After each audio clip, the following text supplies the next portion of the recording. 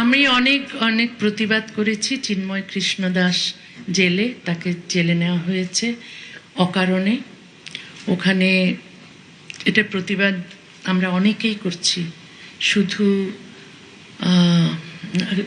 অনেকেই আমরা করছি। আপনি যদি দেখেন বাংলাদেশের সোশ্যাল মিডিয়াতেই দেখেন, আমরা প্রতিবাদ করছি। হিন্দু, বৌদ্ধ, খ্রিস্টান, মুসলমান, আস্তিক, নাস্তিক, যারাই মুক্ত চিন্তার মানুষ তারাই আমরা প্রতিবাদ করছি। কিন্তু আমাদের প্রতিবাদে কাজ হয় না। সরকার কী কারণে তাকে বন্দি করে রেখেছে আমরা অনুমান করতে পারি। হয়তো চিন্ময় কৃষ্ণ দাস হিন্দুদেরকে যেভাবে আশা দিচ্ছিলেন, তারপর সংগঠিত করছিলেন, তাতে মনে হয় অনেকের অসুবিধে হচ্ছিল, বিশেষ করে সরকারের।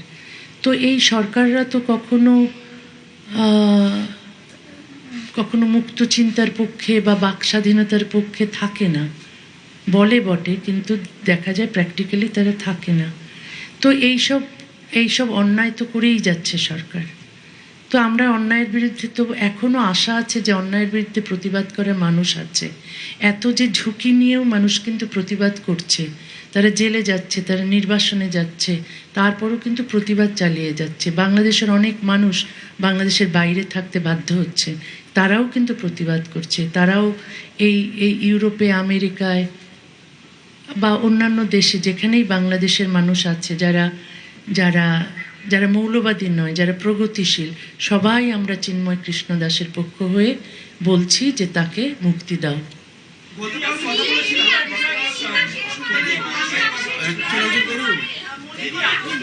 প্লিজ আপনারা হাত তুলুন, এরকম করে কারো প্রশ্নই নেওয়া যাবে না।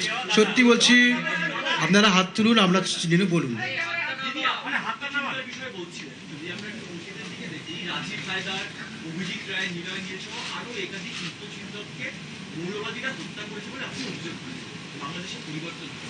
এই যে মৌলবাদীদের যে দাপট দেখে গেছেন, এই এখন যে বর্তমানে চলছে বিভিন্ন জায়গায় খবর আসছে, এই দাপটে মৌলবাদীদের এই দাপট মুক্তিযোদ্ধাদের উপর রাজ্যে মানে দেশের পরিবর্তন হয়েছে, বাংলাদেশে কমবে? এখন তো কমার কোনো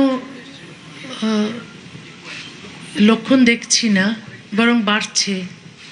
এখন আমরা জামাতে ইসলামীকে কখনো প্রধান বিরোধী দল হিসেবে কখনো দেখিনি, এখন দেখছি। এখন তারা সংসদে বসছে। প্রধান বিরোধী দল যদি আওয়ামী লীগ থাকতো তাহলে ভালো হতো, কিন্তু এখন যেহেতু আওয়ামী লীগকে ব্যান করেছে, তাই প্রধান বিরোধী দল হিসেবে জামাতে ইসলামী আছে, এবং এটা কখনোই ভালো লক্ষণ নয়। কারণ এই জামাতে ইসলামী নারীর অধিকারের বিরোধী,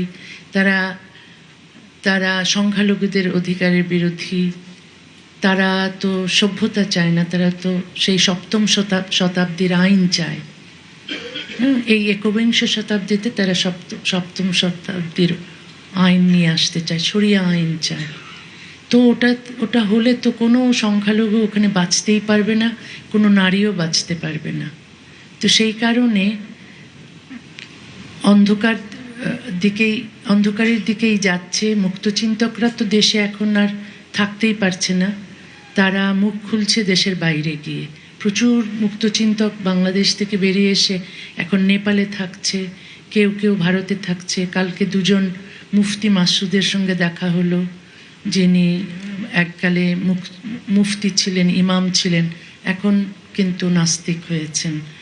তো তারও দেশে নিরাপত্তা নেই। তারপর প্রচুর মুক্তচিন্তক এখন ইউরোপে, আমেরিকায় বাস করতে বাধ্য হচ্ছে। শুধু আমি নই, আমার মতো আরও অনেকেই আছে। এখন আমরা যদি দেশে গিয়ে নিরাপদে থাকতে পারি, তখনই বুঝতে হবে দেশ সভ্য হয়েছে। কিন্তু এই দেশকে সভ্য করার কোনো উদ্যোগ তো কোনো সরকারই নিচ্ছে না। সরকার নিজের স্বার্থ দেখছে, ধর্মকে ব্যবহার করছে, এই ধর্মকে ব্যবহার করে অনন্তকাল ক্ষমতায় থাকতে চাইছে। এটা প্রতিটি সরকারের এই একটা সমস্যা।